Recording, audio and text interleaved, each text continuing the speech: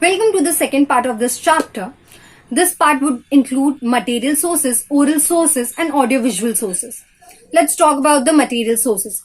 Material sources mainly includes coins, museum, notes, ornaments, jewelry, architecture, things we use in our day-to-day life, royal seats, and whatnot.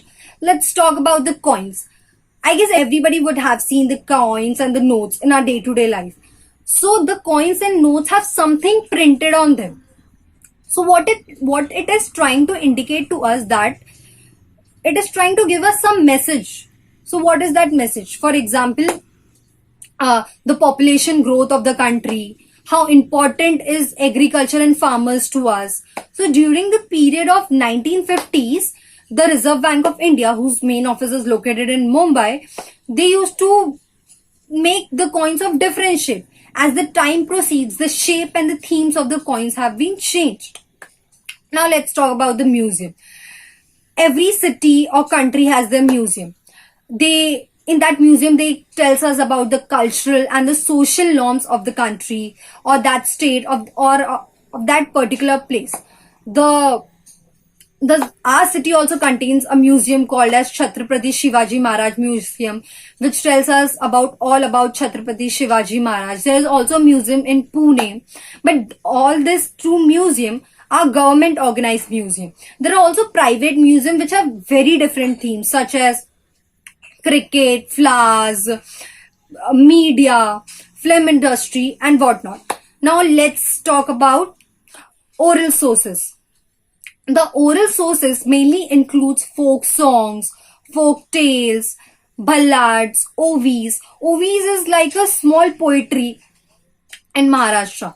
So during that period of time, activists were very much inspired by this ballads. Ballad is something like a nukkad natak, which was performed by, which was mainly organized by the Lokshair Annabhau Sathe and Shahir Amer Sheikh during the Samyukta movement. Now let's talk about the audiovisual sources. Television, films, these are the mainly which things includes in the audiovisual sources. There are mainly two channels. I guess everybody must be very much familiar about this. Natural Geographic channel and History channel, which tells you about all over the world. Matlab, if you guys have seen this channel, you actually know it, what I'm trying to say. Now there's a thing called Film and Television Institute of India. So during the period of 1960s, this was mainly comed. So the main motive behind it was to educate people from it. It used to tell us about the documentary, the social acts, the political things which are happening around the world.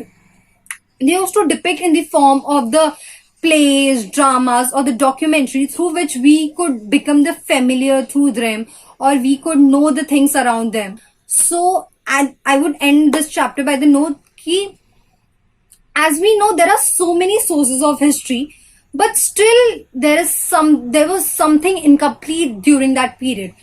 You guys must be knowing that the phone call, this broadcasting have come over the very late period, like during the 1990s or 1980s. These things were not so much into the face. At this period, everything is doing so well, but at that period everything was not doing so well. So there was a instrument called as, or a device known as a pager. We could only send the messages through pager. Now as the telecommunication industry is proceeding and moving ahead so much, we have come to our gadgets called as our cell phones. I guess a cell phone has each and everything inside it. So like this, now we have so many things that could be served as a source of history. But at that period of time, the sources were not that available.